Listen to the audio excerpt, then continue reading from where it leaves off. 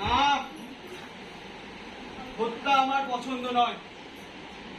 মাধব রায়, তোমাকে অসি যুদ্ধে পরাজিত করতে আমি এখানে আসিনি, কিন্তু ধর্মের ধ্বজার আড়ালে যে অধর্ম তুমি করে চলেছ তা বন্ধ হওয়া দরকার।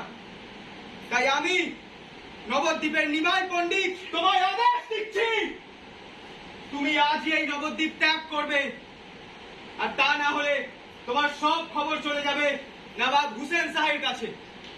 শুনেছি তিনি সুবিচারক। তোমার এই কুকীর্তির কথা শুনে তিনি নিশ্চয়ই তোমার মৃত্যুর বিধান দেবেন।